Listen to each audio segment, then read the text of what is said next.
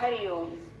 कुमुद कुंदर कुंद पर्जन्य पावनो निला अमृताशो अमृतवपू सर्वज्ञ सर्वतोमुख. श्री विष्णू सहस्त्रनाम श्लोक क्रमांक 100 आणि नाम आहे कुमुद 800. पृथ्वीला आनंद देणारा, रसातळाला गेलेल्या पृथ्वीला भगवंतांनी सुस्थापित केली. तस्मिन् जातवती निर्दानवता पृथिव्यां भविष्यति तदीय गुणे सदानवता सगुणता विद्यादी प्रबंधे तत्संबंधे तू निर्गुणता संकीचनता विषय संपत्तौ तद्भक्तो तू निष्किंचनता इत्यादिकं विरुद्धायमानमपि सर्वैरनुरुद्धं करिष्यते. श्री गोपाल चंपुः श्री राधा माधव चिंतन 475.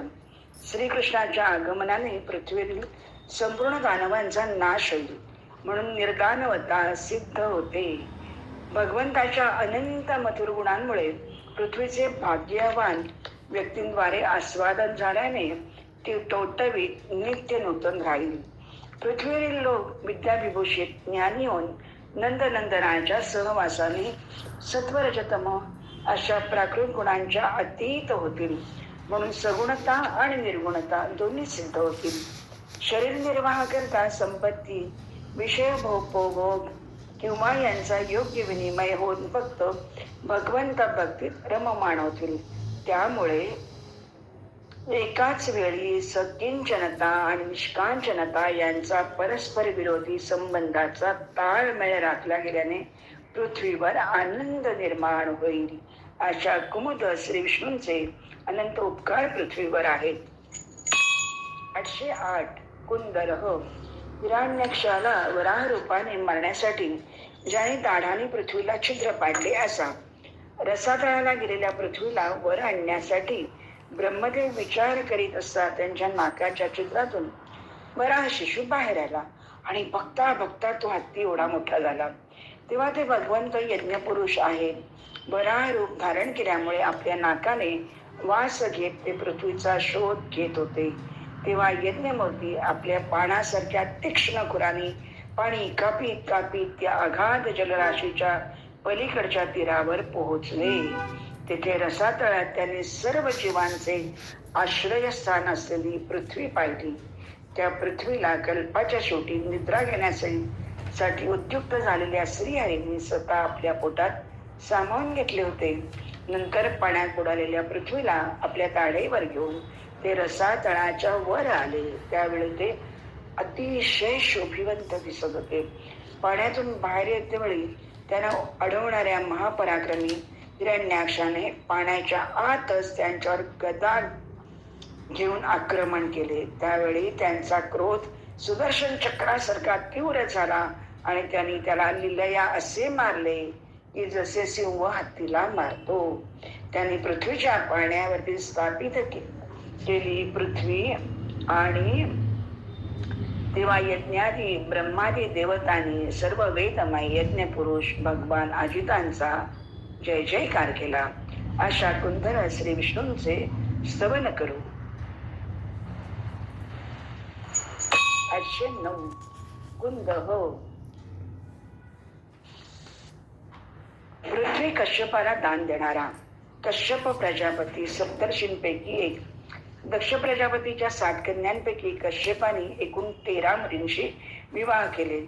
काक्ष नावाच्या कश्यपाच्या 4 पत्नी, विनतेपासून गरुड आरुड 2 पुत्र, कद्रूपासून नाग, पतंगीपासून पक्ष्यांचा आणि यामिनीपासून टोळांचा जन्म, दितीपासून दैत्य, आदितीपासून देव झाले.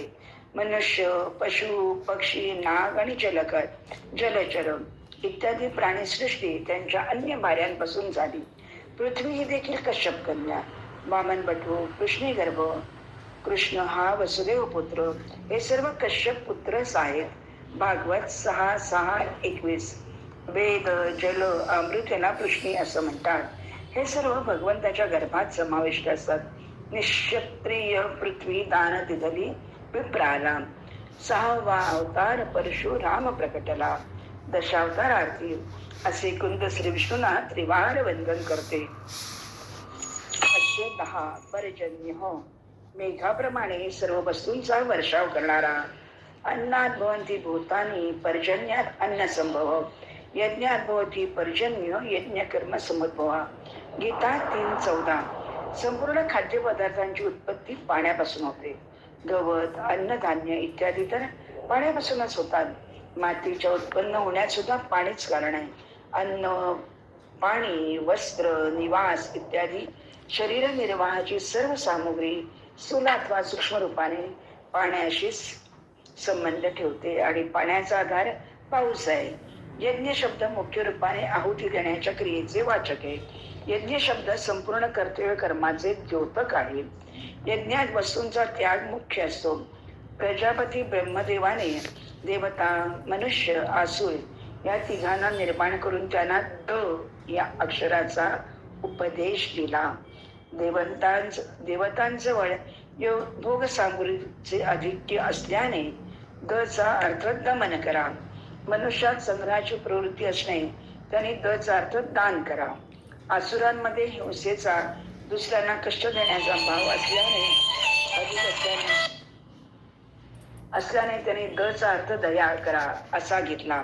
अशा प्रकारे देवता, मनुष्य, आसुर तिघांना दिल्या गेलेल्या उपदेशाचे तात्पर्य दुसऱ्याचे हित करण्यातच आहे. वर्षकाली मेघ गर्जना करतात ते आजही ब्रह्मदेवाच्या उपदेशाच्या दमन, दान, दया करा.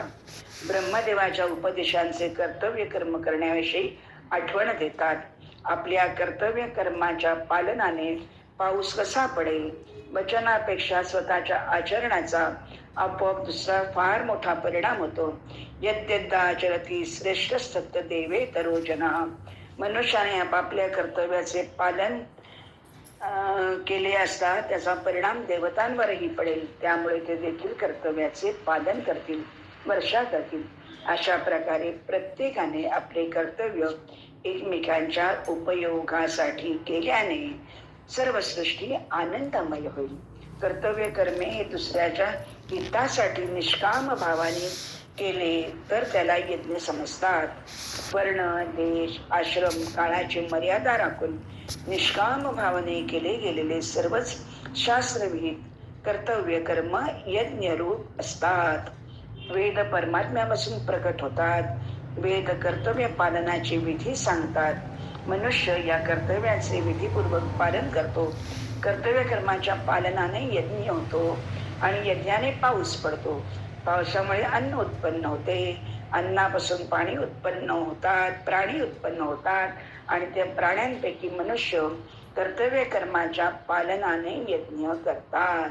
अशा प्रकारे सृष्टीचक्र अव्याहत चालू राहते.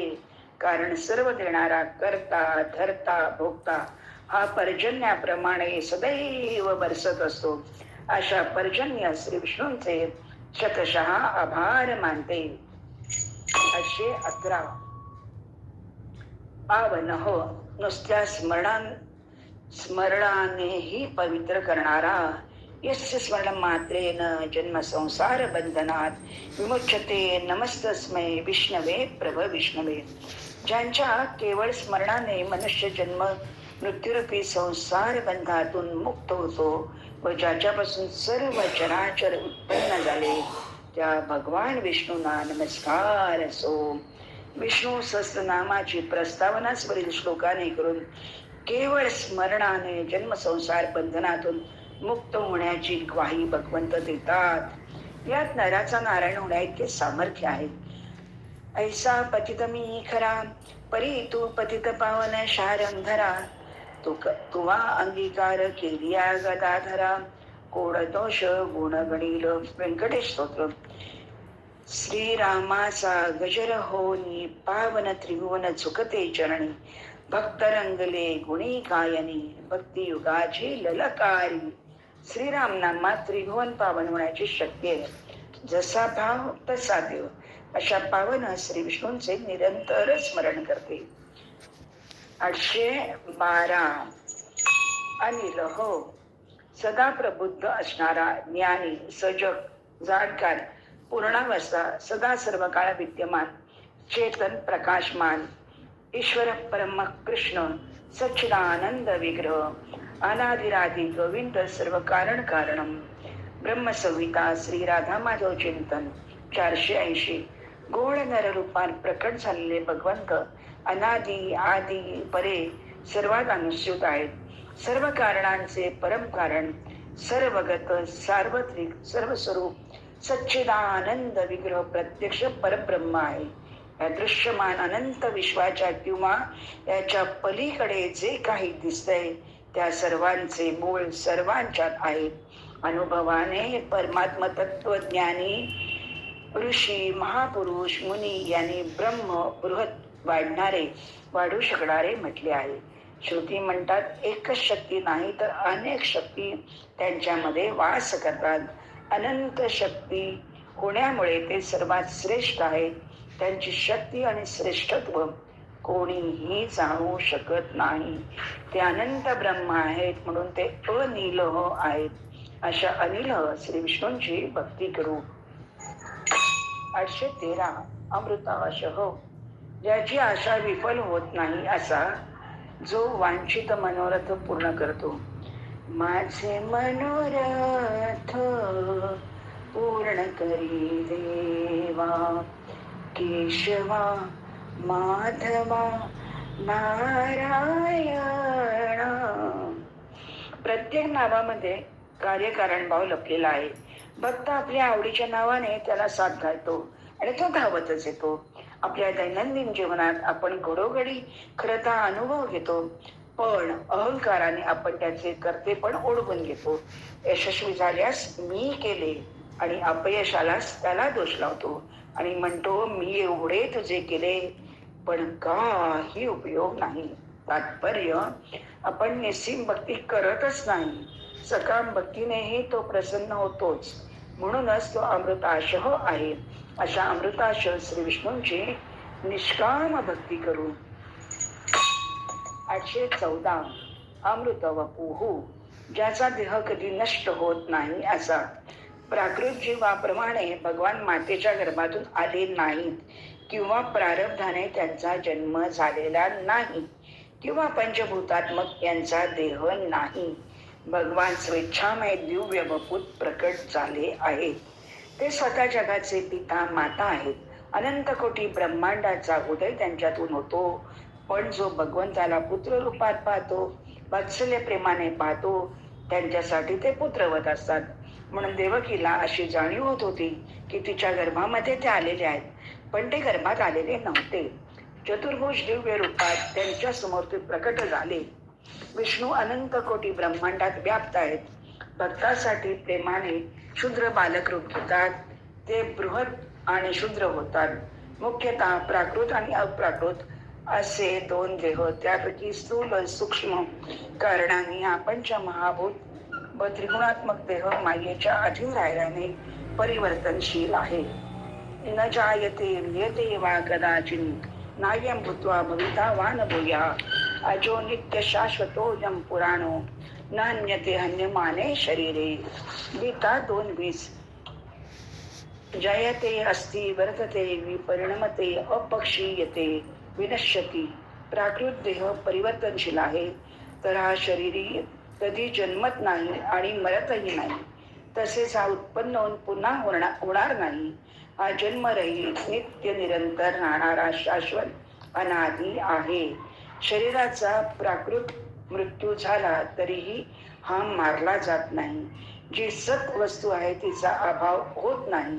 अर्थात जेव्हा देह उत्पन्न झाला नव्हता तेव्हाही देही होता. देह नष्ट झाला तरीही देही राहील आणि वर्तमानात देहाचे परिवर्तन होत असतानाही देही त्या जसाच्या तसाच असतो. जेव्हा संसार उत्पन्न झाला नव्हता त्यावेळीही ते परमात्म तत्व होते. संसाराचा अभाव झाल्यावरही परमात्म तत्व राहील आणि वर्तमानात संसाराचे परिवर्तन होत असता परमात्म तत्व त्यात जसेच्या तसे राहते. अशा अमृत वपू श्री विष्णूंना साष्टांग दंडवत. 815. सर्वज्ञ. सर्व काही जाणणारा, सदैव सौम्य अदमग्र, आसीदेकमे अद्वितीयम छांदोग्यम श्रुतम सर्वभूतानां भगवंत वसुदेव नंदाचे पुत्र आहेत. व्रजामध्ये सुदामासारख्या दरिद्री तथा अर्जुन उद्धवासारख्या वीर विद्वानांचा सखा मित्र आहेत. गोपींचे मधुरतम वल्लभ आहेत. ऐश्वर्यमय पृथ्वीपती गायीचा आदरणीय सेवक आहेत. पशुपक्ष्यांचे बंधू आहेत.